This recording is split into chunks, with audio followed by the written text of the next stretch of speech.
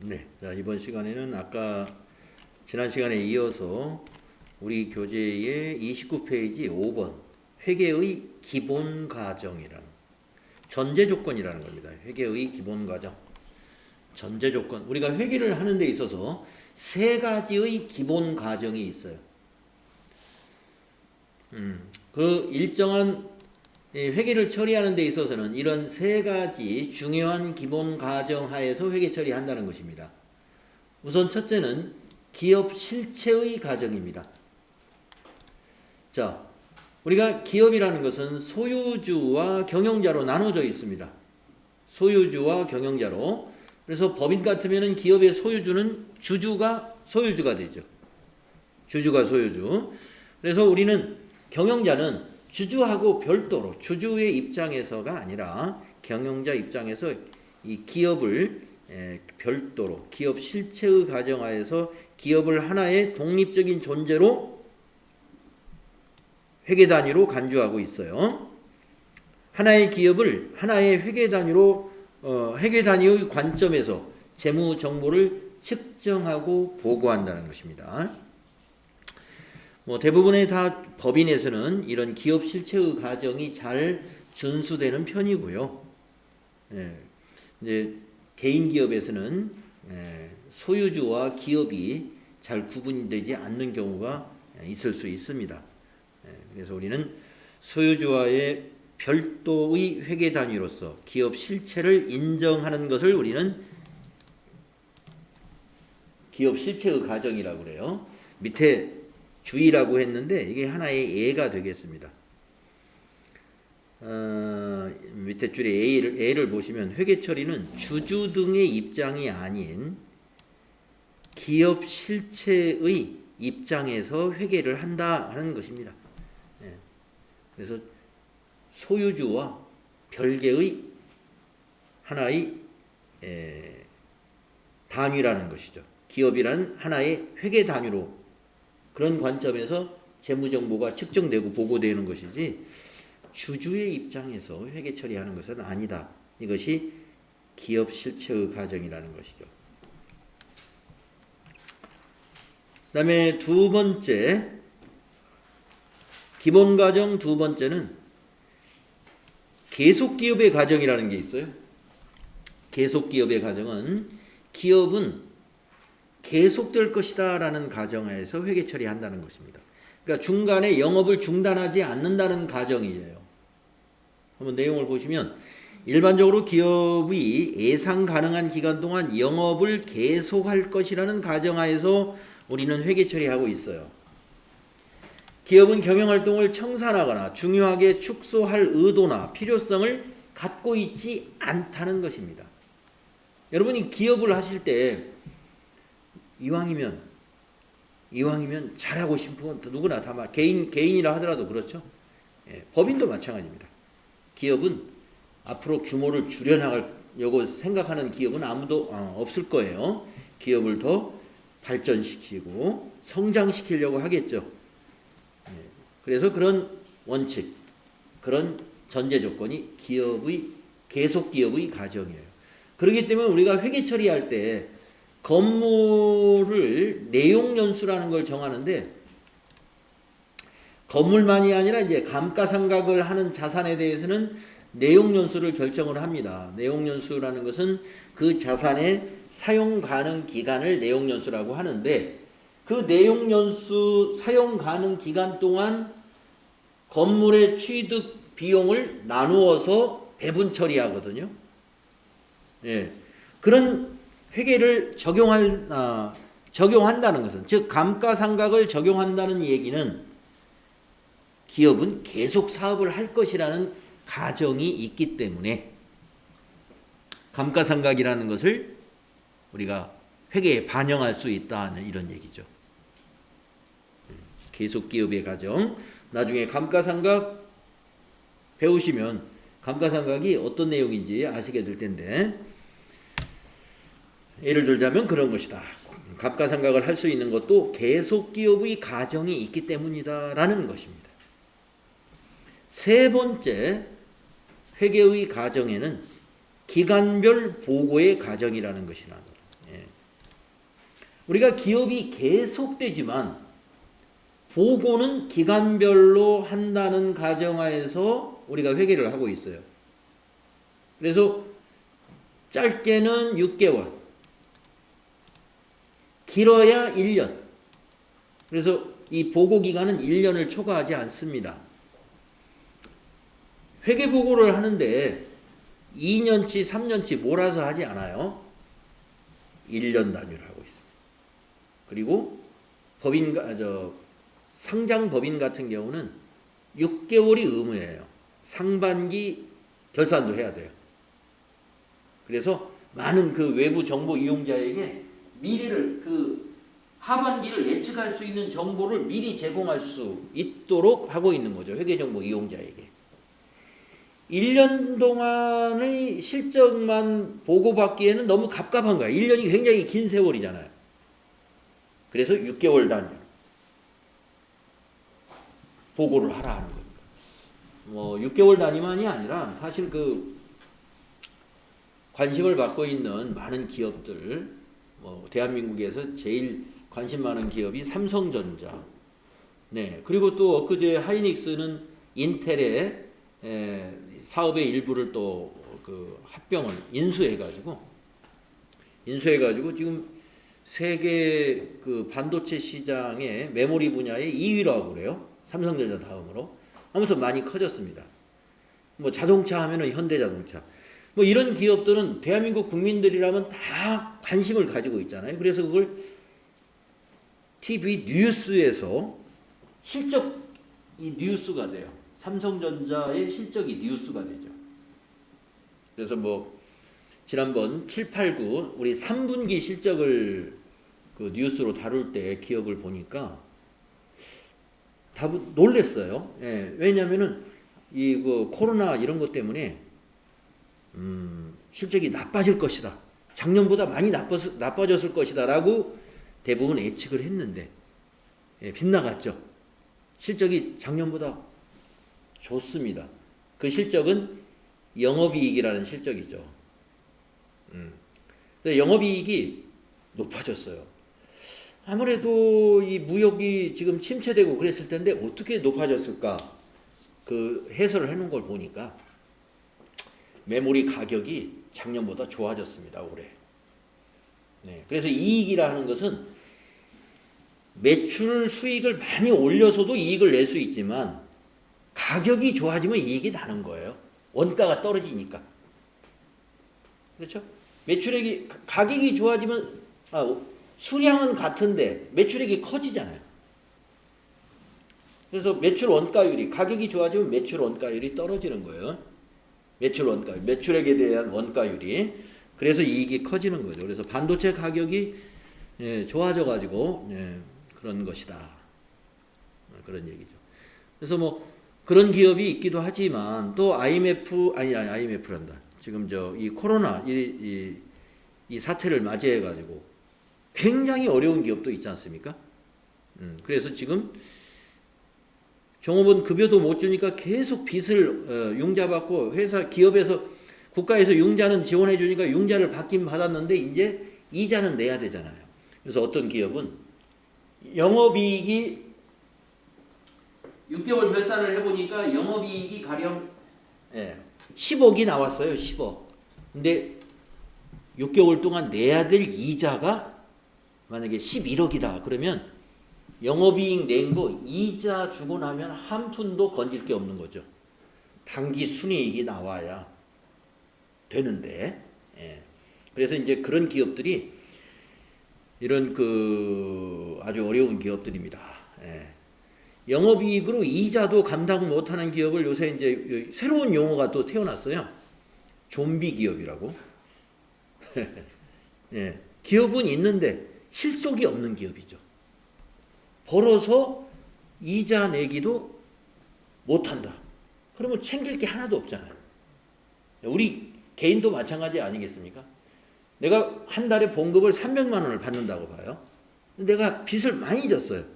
300만 원 이자 갚으니까 집에 내가 쓸 돈이 하나도 없네. 그러면 어떻게 외식을 하고 어떻게 생활에 애들 학비도 주고 학원비도 주고 어떻게 해요? 예, 직장을 다니긴 다니는데 이 좀비같이 다니는 거죠. 자, 기간별 보고의 과정을 통해서 우리가 그 기업의 존속 기간 동안 계속 분할해 가지고 재무 보고를 합니다. 그래서 여러 가지의 그 정보를 미리 사전에 제공해 줘서 의사결정을 하는 데 도움이 주는 거예요. 자, 그래서 이 세 가지 기본 과정은 암기를 해 둬야 될 필요가 충분히 있습니다. 회계의 전제 조건, 즉 기본 과정에는 세 가지가 있는데 기업 실체의 과정, 계속 기업의 과정, 기간별 보고의 과정이 있다. 정리해 두세요.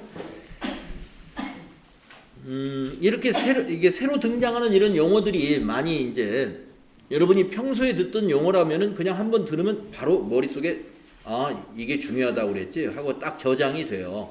그런데 이게 생전 처음 들어보는 용어이면은 한번 들어가지고 머릿속에 저장이 잘 안 됩니다. 그럴 때는 어떻게 하냐면 많이 써봐야 돼요. 그러기 위해서 제가 여러분들에게 노트 하나를 다 드렸어요. 예, 그 노트는 여러분이 공부하실 때 공부하는 방법이 여러분 나름대로 노하우가 있을 수도 있습니다. 그래서 여러분이 평소에 잘하는 방법이 있으면 그 방법으로 하시고 특별한 방법이 없다 그러면 자꾸 써보는 거예요. 그래서 공부는 반복하는 거거든요. 반복하면 분명히 내 것이 돼요. 그래서 암기할 사항들이 많이 있어요. 여기에서 나오는 회계의 연도와 관련된 용어들이 있는데요. 이것도 회계에서 많이 쓰는 용어들이에요. 그래서 지금 2020년도 이게 회계연도를 올해가 2020년도죠. 2020년도를 우리는 당기 이렇게 불러요. 당기. 그래서 당기의 3분기 결산을 보니까 이 말은 2020년도에 3분기 하면은 세 번째 분기니까 1분기가 1, 2, 3, 2분기는 4, 5, 6, 3분기는 7, 8, 9, 4분기는 10, 11, 12. 여기 이제 분기의 개념이 3개월이죠. 자, 근데 회계에서는 분기라는 보고는 거의 회계에서는 없습니다. 이제 그 뉴스거리가 되기는 하지만 그래서 당기 지난 2019년도를 전기 앞으로 다가올 이제 3개월 후에는 이제 2021년도를 맞이하죠. 그때가 차기가 됩니다. 전기, 단기, 차기. 여기 알아두시고 우리가 기초라는 말은 단기의 1월 1일을 기초. 그러면 전기의 기초는 언제예요? 2019년 1월 1일이 전기의 기초. 전기의 기말과 단기의 기초는 하루 차이가 나지만 재무 보고서는 똑같은 거예요. 전기 기말이 12월 31일이고 단기의 기초가 1월 1일이죠. 전기의 기말이 단기의 기초로 그대로 넘어오는 거거든요. 자, 그래서 회계 연도와 관련된 기본 용어, 요 용어 8가지가 있는데요. 요거 잘 여기 설명대로 잘 익혀 두셔야 돼요. 기초, 기말, 단기, 전기, 차기. 2월이라는 말 많이 쓰죠. 우리가 평상시에 회계가 아니더라도 2월이라는 말 많이 쓰실 겁니다. 다음 보고기간으로 넘긴다라는 것입니다. 여기서 다음 보고기간은 내년만 2월이라고 하는 것이 아니라 월 마감을 하는 보고에서는 월 마감을 하는 시스템에서는 다음 달을 또 2월 시킨다라고 말할 수 있어요. 그래서 2월이라는 말은 다양하게 써요. 다음 달로 2월 한다. 또는 차기로 2월 한다. 이런 식으로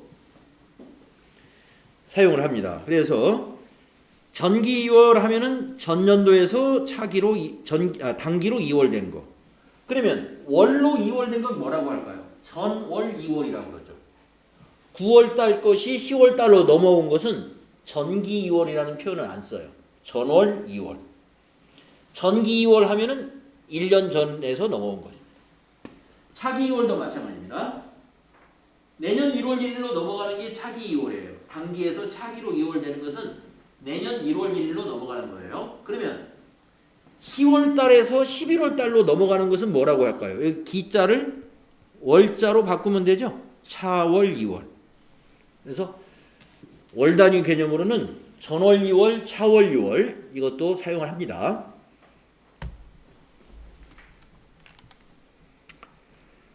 자, 그 다음에 이제 우리 회계의 처리 기준에는 발생주의 기준과 현금주의 기준이 있어요. 현금주의. 이 두 가지의 기준은 서로 상대되는 비교 개념으로 여러분이 정리를 해 주셔야 되는데요. 우리 회계는 발생주의에 의해서 보고를 합니다. 보고하는 건 발생주의에 의해서 보고를 해요. 그러니까 보고는 어떻게 해요? 단기 결산을 한다든가 1년 결산을 해가지고 보고하는 거거든요. 발생주의 개념으로 보고를 합니다. 그럼 현금주의는 뭐냐? 우리가 일상적으로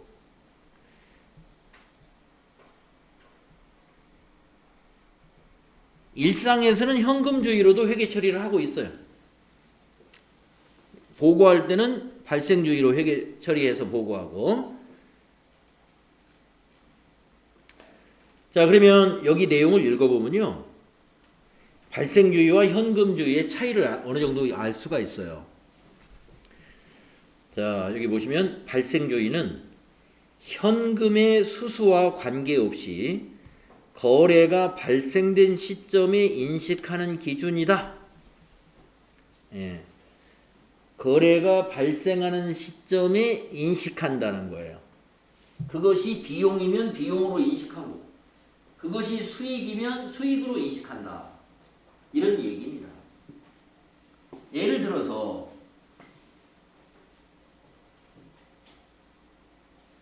예를 들어서요. 거래가 발생을 했는데 어떤 거래가 발생했냐면은 오늘 여러분들 그 평가 문제, 사전 평가 문제에도 그런 문제가 하나 있었어요. 무슨 문제가 있었냐면은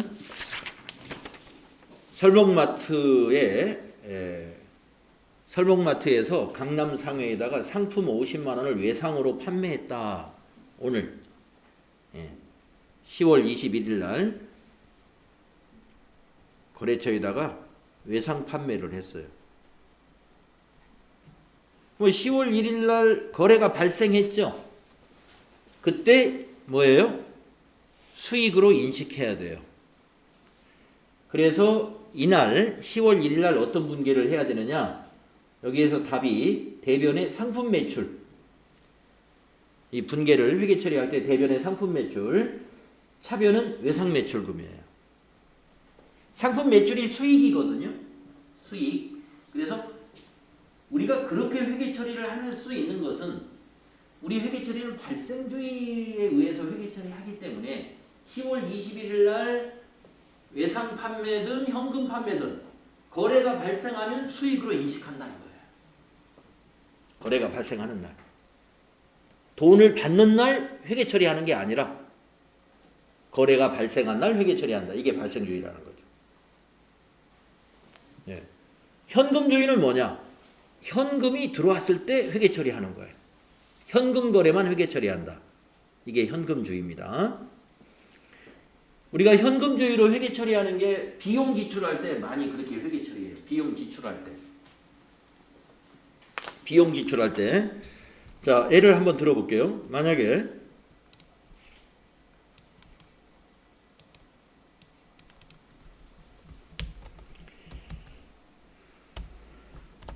10월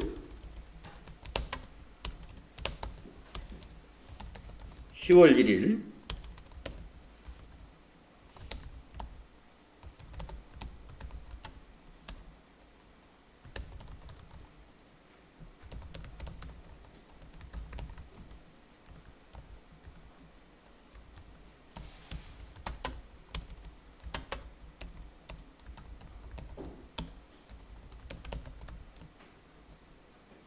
예. 자, 10월 1일 날 이런 일이 있었다. 거래가 발생했죠. 어떤 거래냐면은 자동차 보험을 가입하고 현금으로 120만 원을 지급했습니다. 현금으로. 그러면 이거 거래가 발생했으니까 회계 처리해야죠. 그래서 10월 1일 날 우리 회사는 이렇게 회계 처리합니다. 차변에 보험료 120만 원. 아직 요 분개하는 건 아직 모르실 거예요. 처음 배우시는 분들은 대부분 다 모르고 일부 아시는 분도 계십니다. 이게 이제 비용을 발생시킨 거예요. 거래가 발생하는 시점에 비용 인식을 했죠. 대변에 현금이 나갑니다. 120만 원.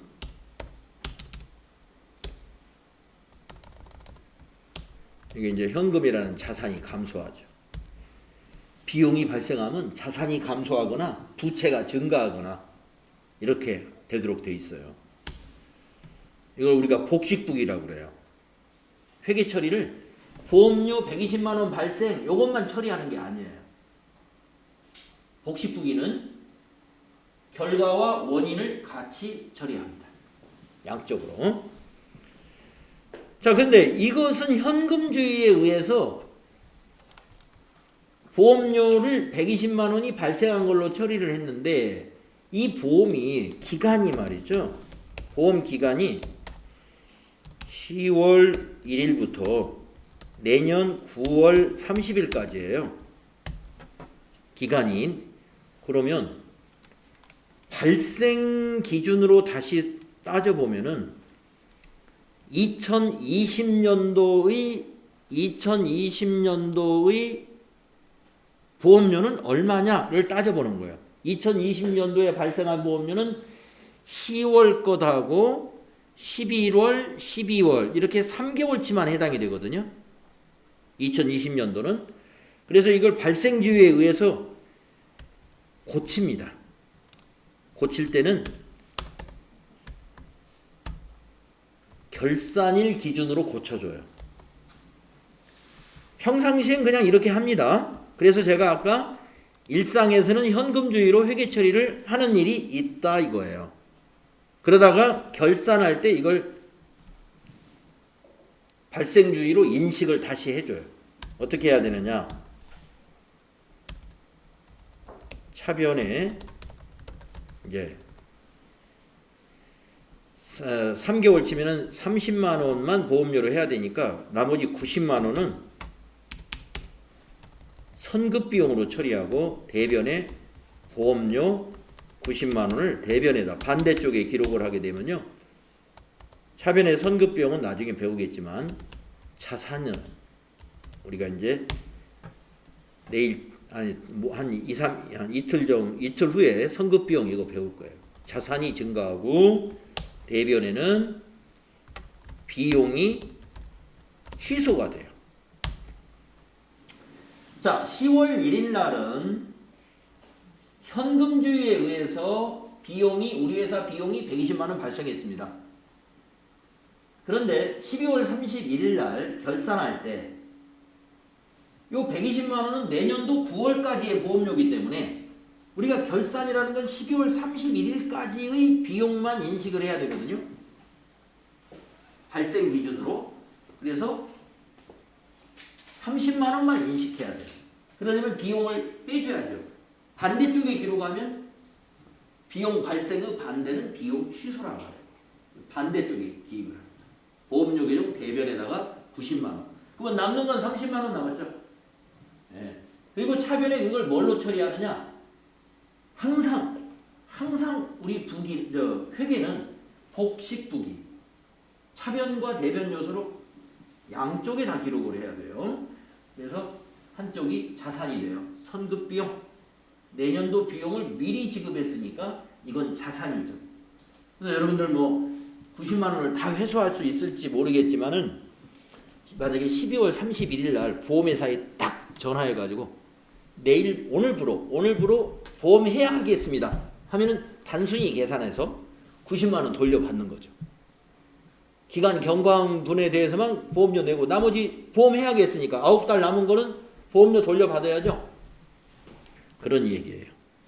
그래서 이건 자산이라는 거죠. 지금 시점에서 12월 31일 시점에서 보험해야 가면 90만 원 돌려받는다.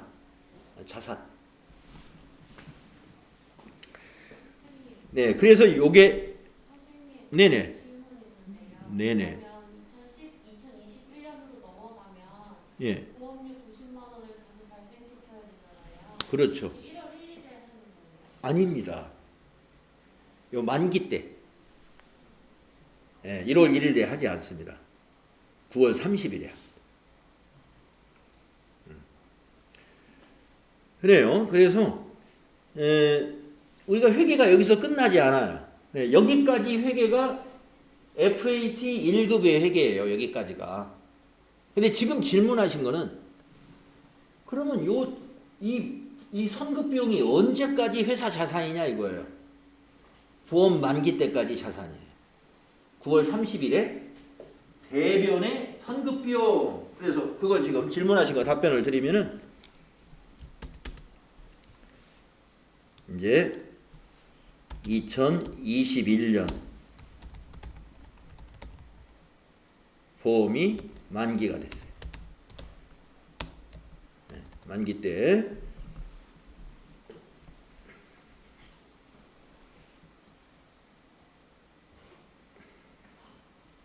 차변에 그러니까 며칠이에요? 날짜가 9월 30일이죠?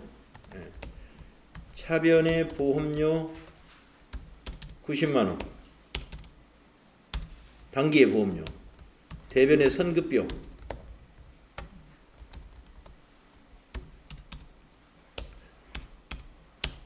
90만 원. 이렇게 회계 처리합니다. 다시 또 부었겠죠? 예. 다시. 그래서 만약에 120만 원이 또 들어갔다. 예. 120만 원을 또 부었다. 그러면은 다시 이렇게 회계 처리해요. 그랬다가 결산 때 또 한 번 고칩니다. 이걸 반복해 나가는 거예요. 네, 그래서 우리 FAT 1급은 이 단계까지 출제를 합니다. 이 단계까지 결산을 할 때까지 차기의 보험이 만기되었다. 이 회계는 TAT 2급에서 예, 작년에 선급 비용 처리했는데 보험 만기가 되었다. 이거 회계 처리하라고 나와요. 자, 그래서 우리는 발생주의라고 하는 기준으로 결국에 결산 때 모두 정리가 된다는 것을 알아두시고요. 한번 내용 읽어보고 갈게요. 자, 발생주의는 현금의 수수에 관계없이 거래가 발생된 시점에 인식하는 기준으로 현금 거래 이외의 비현금 거래에 대하여도 거래로 인식하여 회계 처리한다는 것입니다. 이에 따라 거래는 발생하였으나 현금의 유입과 유출이 이루어지기 전에 인식되는 매출 채권이나 매입 채무 등이 바로 발생주의 계정 과목이라는 것이죠. 그래서 아까 외상 매출금 얘기했잖아요. 그게 매출 채권이에요. 매입 채무는 뭐냐? 외상 매입금. 외상 매입금이 매입 채무. 그러니까 외상 매출금이나 외상 매입이라고 하는 것이 그런 계정이 존재한다는 것은 발생주의를 적용하기 때문에 그러한 회계 처리를 한다는 거죠. 현금주의 같으면은 외상 매입금, 외상 매출금 그런 계정을 안 써야죠. 현금이 들어올 때 차변에 현금 잡고 대변에 상품 매출 이렇게 잡으면 돼요. 그게 현금주의예요. 그런데 우리 회계는 현금주의가 아닌 발생주의로 결산 때는 다 정리합니다. 자, 그리고 비용면에서 아까 보험료를 예를 들었죠. 그 얘기예요. 아까는 3개월치로 예를 들었습니다만은 이 표에서는 2년치 2020년 1월 1일에 향후 2년치의 자동차 보험료 20만 원을 일시에 현금으로 지급했다면 2020년도에 자동차 보험료로 얼마를 기록해야 되겠느냐라고 물으면 2년에 20만 원이면 2020년도 거는 10만 원이다 이렇게 10만 원. 그리고 내년도에 10만 원이 귀속이 돼야 돼요. 이렇게 판단한 것은 발생주의 회계에 의해서 그런 것이다. 만약에 현금주의로 처리했다면 2020년도에 모두 내년치 보험료까지 현금 지급했으니까 현금주의 입장에서는 2020년도의 보험료가 20만 원이다. 이렇게 말할 수 있는 거죠. 근데 우리 회계에서는 이렇게 보고를 안 하고 보고를 이렇게 하고 있다 이거예요. 예. 보고는 이렇게 해요. 그런데 돈 지급할 때 20만 원 지급할 때 차변에 보험료 20, 대변에 현금 20 이렇게도 처리하죠. 그러니까 현금주의로 회계 처리했다가 수정을 해줘요. 수익과 비용은 나중에 수정을 해줘요. 그게 이제 여러분 결산 수정분계, 결산 처리 회계예요. 그게 결산 처리 회계. 또 일반 회계, 일반적인 일상에서의 회계는 현금주의로 비용 처리하는 게 많아요. 현금주의로 비용 처리하는 것이. 그런데 나중에 결산할 때 발생주의로 바꾸어서 고쳐준다는 거예요. 근데 이게 맞아 그렇게 해야 합리적인 것이다. 이렇게 지금 제 설명을 듣고 바로 이해할 수 있는 사람은 거의 없어요. 특히 회계를 처음 공부하시는 분은 무슨 소리를 하는 건지 뭐 그렇다니까 그런가 보다 이렇게 정도밖에 받아들일 수가 없을 수도 있어요. 그래서 자꾸 더 들어보시고 더 이해해 보시고 해야 되고요. 제 강의로 부족하다면은 요즘에 우리 아주 영상이 굉장히 많이 있다 이거죠. 유튜브 이런 곳에 그러면 여러분이 의문나는 것은 유튜브에서 검색해 보시면 대부분 다 의문이 그 유사한 강의들이 쫙 있어서 조금 관심 있게 몇 번 들어보시면 다 이해하실 수 있다. 이렇게 보시겠습니다. 자, 발생주의라는 거 잘 이해해 주시고. 그 다음에 이제 07번 회계의 질적 특성. 이거 한 문제 꼭 나올 겁니다. FAT 1급에서는. 한 문제. 이 점은 꼭 여기서 나옵니다. 2점. 필기 시험에서 거의 확실해요. 회계의 질적 특성 한 문제 나오는 거. 내용은 좀 많은데요. 정리하면 그렇게 많지 않아요.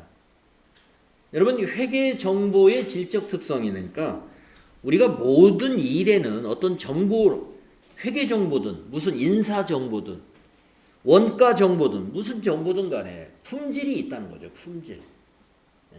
그래서 우리가 어떤 물리적인 제품이나 상품에만 품질이 있는 것이 아니라 이런 업무에도 품질이 있어요. 그 품질이 바로 품질의 특성을 우리가 품질 특성이라고 그러죠.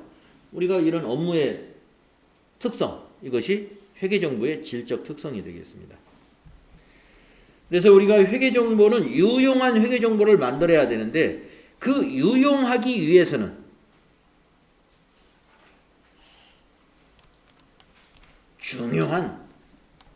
갖추어야 할 중요한 품질 특성이 있다는 거예요.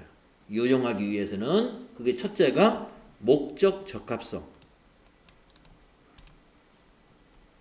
자, 목적 적합성. 느낌이 딱 오죠. 목적에 맞는 부합되는 회계 정보이어야 한다는 겁니다. 만약에 회계 정보 이용자가 의사 결정을 하기 위해서 회계 정보를 본다면 그 회계 정보가 의사 결정에 적합해야 된다 이거죠. 그러면 어떤 의사 결정을 하는데 적합한 회계 정보는 어떠한 내용을 갖춰야 되느냐? 좀 더 세부적으로 이야기하자면 다음과 같은 하위 질적 특성으로 설명할 수 있다 이거예요. 그 하위 질적 특성 세 가지가 표로 나와 있습니다. 예측 가치. 회계 정보는 예측이 가능해야 된다. 이 예측 가치를 높이기 위해서 회계정보 이용자가 굉장히 많은 상장 기업들은 말이죠. 재무상태표 또 경영성과를 나타내는 손익계산서 이런 것을 반기별로 보고하도록 하고 있어요. 반기. 6개월. 그래서 반기 재무제표에 의해서 발표를 합니다. 반기 재무제표를. 그러면 연간의 이익을 예측할 수가 있습니다. 연간의 경영성과를 예측할 수 있다는 거죠. 그래서 의사결정에 활용하는 거예요. 그래서 우리가 이 예측 가치가 있으려면은 반기 재무제표나 이런 것들을 보고 받아야 된다 하는 얘기가 되고요. 그 다음에 피드백하는 가치가 있어야 돼요. 피드백할 만한 가치가. 피드백이라는 것은 이 예측한 정보를 가지고 어떤 계획을 또는 의사결정을 바꾸는 것을 말하는 거예요. 뭐 피드백한 결과 이대로 유지하는 게 좋겠다라고 의사결정을 했으면 이것도 하나의 피드백이고, 아니면 계획을 변경해야 되겠다 하면 그 계획의 변경도 피드백이죠. 그래서 예측가치, 피드백가치가 있는 회계정보이어야 목적에 적합된다. 하나 더 있어요. 적시성. 적시성. 아까 예측가치하고 관련이 있는데요. 예측을 하려면은 그 예측 정보가 적절한 시점에 제공이 돼야 돼요. 시기를 놓치면 예측가치가 없어요. 그래서 이 적시성이라는 것은 시기를 말하는 거예요. 시기. 그러니까 상반기 실적을 발표한다고 그러면서 지금이 10월 달인데 이제 10월 달에 상반기 실적 발표한다고 그러면 이미 다 김 다 빠진 거죠. 이제 하반기가 내일 모레 끝나는데. 그래서 적시성이라는 건 상반기 실적 보고다 그러면은 상반기가 6월 30일까지니까 7월 한 둘째 주 늦어도, 그렇죠? 7월 전에는 상반기 실적을 보고해야죠. 그게 적시성입니다. 여기 있는 내용을 여러분이 한번 읽어보는 건 좋아요. 한번 읽어보시는 건 좋은데 이걸 외우려고 하실 것까지는 없습니다. 이 단어가 무슨 의미인지만 딱 이해해 두신다면 충분해요. 그래서 어떻게 이거 암기를 하시느냐. 자, 회계의 질적 특성의 1번 아주 중요한 질적 특성 하나가 목적 적합성이라고 하는 게 있는데, 이 목적 적합성의 내용은, 그 하위 질적 특성이라는 게 내용이에요. 그 내용은 예피적이다 이거예요. 예피적. 예. 제가 앞자만 이렇게 색깔을 칠해놨어요. 예피적이다. 예측 가치가 있어야 되고 피드백 가치가 있어야 되고 적시성이 있어야 된다. 그래야 목적에 적합한 회계 정보가 될 수 있다는 거예요. 그 다음에 또 하나의 카테고리가 신뢰성입니다. 두 번째 질적 특성이 신뢰성이라는 거예요. 느낌이 딱 오죠. 아까 목적 적합성은 목적에 부합돼야 된다. 의사결정이라는 목적이에요. 의사결정이라는 목적. 근데 이 신뢰성은 뭐냐? 정확해야 된다는 거죠. 신뢰. 믿음이 가는 건 신뢰란 믿음 아니겠습니까? 그러면 믿음이 가는 정보여야 된다 이거예요. 아무리 적시성이 좋고 하더라도 서둘러 가지고 정보가 엉터리 정보를 내놓으면 안 되죠. 그래서 조금 신뢰성과 목적 적합성은 그 하위 질적 특성을 보면은 두 가지가 충돌을 하는 수가 있어요. 신뢰성의 하위 질적 특성을 보면 표현을 충실하게 해라. 충실한 표현을 해라 이거예요. 그러니까 아직 매출채권이라는 걸 여러분이 안 배웠는데 여기 예를 들어서 이 충실성이라는 게 무엇이냐면, 사실상 회수 불가능한 매출채권이 회수 가능한 것처럼 재무상태표에 표시가 된다면 이 매출채권의 측정치는 표현의 충실성을 상실했다. 예. 그러니까 매출채권이 아까 외상매출금이잖아요. 근데 회사의 장부에 외상매출금을 얼마라고 기록이 돼 있어요. 그런데 그 중에 한 30%는 못 받는 돈이에요. 회수 불가능한 불량 채권이에요. 근데 불량 채권을 표시를 안 해놨어. 그거는 충실하게 표현한 게 아니다라는 거죠.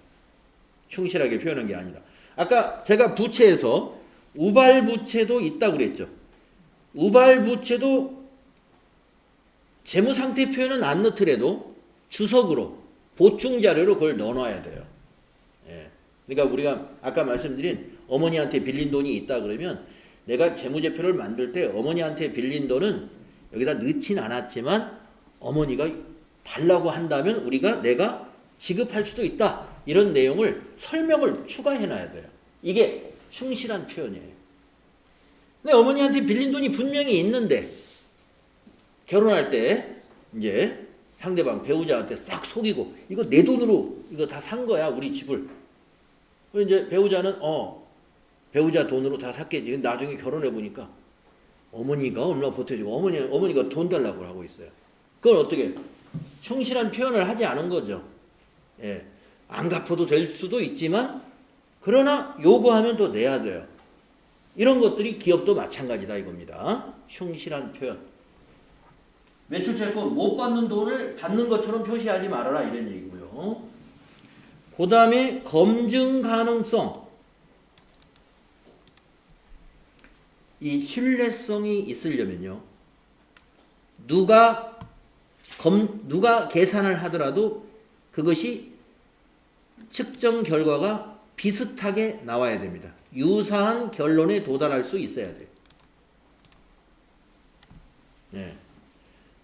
그러니까 회계정보에서 만약에 그 재고 자산을 그 공장에 있는 재고가 30억이라고 표시를 했어요. 30억. 그런데 그 똑같은 방법으로 뭐 선입선출이 됐든 후입선출이 됐든 간에 동일한 방법으로 외부에 있는 회계사가 측정을 해도 비슷한 그 측정 결과가 유사한 결론에 나왔을 때 그것이 검증 가능하다고 하는 거죠. 너무 뻥을 치면 안 된다는 거예요. 신뢰성이 가지려면은 검증 가능성. 누가 측정하더라도 유사한 결론에 도달해야 된다. 그런 얘기고요. 중립성. 신뢰성을 가지려면은 주주의 입장에서만 회계 처리한다든가 아니면 경영자의 입장에서만 회계 처리한다든가 누구의 편이 되어서는 안 돼요. 그래서 회계 정보는 편이 없이 중립적이어야 된다 이 말이에요. 중립적이라는 건 뭐예요? 아까 기업 회계 기준에 맞추어서 그냥 회계 처리하면 돼요. 일반적인 회계 기준에 맞추어서 회계 처리하는 것이지 누구의 편이 있게 회계 처리하면 그건 중립성을 상실한 것이다. 그래서 신뢰성의 하위 질적 특성 3개를 외우시는 거예요. 표검중 암기사항입니다. 이게 질적 특성 시험에 꼭 한 문제 나와요. 예, 암기하면 돼요. 목적 적합성의 예피적하고 그 다음에 신뢰성의 표검중인데 좀 어렵게 나오면 어떤 설명을 넣어놔요. 이렇게 이걸 딱 이게 설명을 해요. 이것과 관련 있는 질적 특성이 뭐냐 이렇게 넣어놔요. 보기 1번에 검증 가능성, 2번 중립성, 뭐 3번 뭐 예측 같이, 뭐 4번 피드백 같이 이렇게. 그럼 여러분이 읽어보세요. 동일한 측정 방법을 적용할 경우 다수의 독립적인 측정자가 유사한 결론에 도달한다. 검증한다는 얘기지, 검증한. 그래서 여기 있는 설명과 여기 있는 키워드를 서로 다 잘 매칭해서 답을 찾으시면 된다. 마지막으로 비교 가능성. 회계 질적 특성은 비교 가능성이 이제 마지막인데 비교 가능성이라는 것은 하위 질적 특성은 없어요. 비교가 가능해야 된다는 뜻입니다. 그러려면은 비교라는 건 뭐냐? 전기와 단기를 비교하는 거. 이걸 기간별 비교라 하고요. 기아자동차와 현대자동차를 비교한다든가 하이닉스하고 삼성반도체를 비교한다든가 이런 것들을 우리가 기업 실체 간의 비교라고 그러죠. 그래서 다시 말해서 기간별로 비교한다든가 기업 간에 비교할 수 있는 그러한 질적 특성을 가져야 된다. 이러려면 어떻게 해야 돼요? 기간별로 비교 가능해야 되려면은 전기와 단기의 회계 처리 기준이 동일해야 되겠죠. 동일하게 회계 처리를 해야 되고, 기업 실체 간의 비교가 가능하려면 그 기업과 기업이, 어떤 기업은 상장 기업이고 어떤 기업은 비상장 기업이다. 상장 기업의 회계 처리는요, 국제 회계 기준에 따라서 합니다. 비상장 기업은 기업 회계 기준에 따라서 회계 처리해요. 기업 회계 기준에 차이가 발생하면 기업과 기업 간의 비교 가능성은 의미 없는 거죠. 비교 가능성이 떨어진다, 이런 얘기예요. 그래서 기간별 비교, 기업 실체 간의 비교하는 것을 우리가 비교 가능성이라고 한다 하는 겁니다. 그래서 회계의 질적 특성 세 가지, 목적 적합성, 신뢰성, 비교 가능성. 그 중에서 목적 적합성과 신뢰성의 하위 질적 특성 세 가지씩 있는 거. 예피적, 표검중. 예피적, 표검중을 이렇게 예측 가치와 신뢰성으로, 목적 적합성과 신뢰성으로 묶어서 암기하시기 바랍니다. 그래서 암기하시라고 여기다 딱 이렇게 요약을 해놨어요. 이 표에다. 예. 목적 적합성의 예피적, 신뢰성의 표검중, 비교 가능성은 그냥 이렇게 설명만 하시면 됩니다. 네, 오늘 수업은 여기까지 하겠습니다.